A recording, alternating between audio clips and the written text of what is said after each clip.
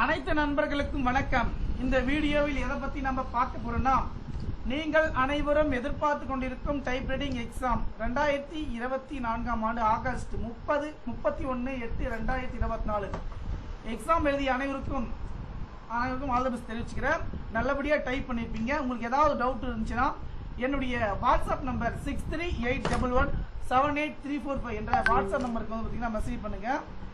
நீங்க வந்து பாத்தீங்கன்னா எவ்வளவு மார்க் வந்து எடுத்திருக்கீங்க, என் மார்க்கை பொறுத்த வரைக்கும் பாத்தீங்கன்னா நீங்க இந்த மிஸ்டேக்ஸ் பண்ணிருக்கீங்களா அப்படி இல்லையா நீங்க சொல்லுங்க.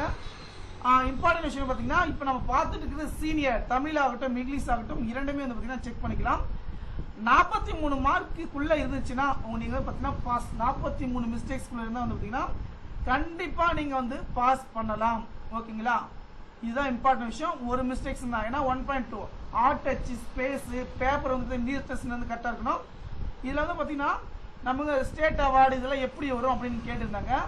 இங்கே பாருங்க, டைப் ரைட்டிங் பார்த்தீங்கன்னா ஜூனியர் ஃபர்ஸ்ட் பேப்பர் வந்து பாருங்க, நம்ம பார்த்துட்டு பார்த்தீங்கன்னா டைப் ரைட்டிங் கிரேடு.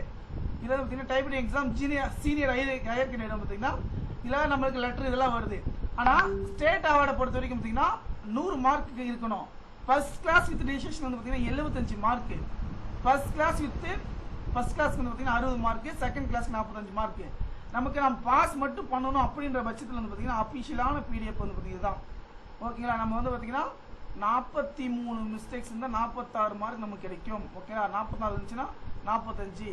அப்போ வந்து பார்த்தீங்கன்னா நம்ம 43 மிஸ்டேக்ஸ்குள்ள இருந்தால் வந்து பார்த்தீங்கன்னா கண்டிப்பாக நீங்கள் வந்து பாஸ் பண்ணலாம். இதுதான் இம்பார்ட்டன்ட் விஷயம்.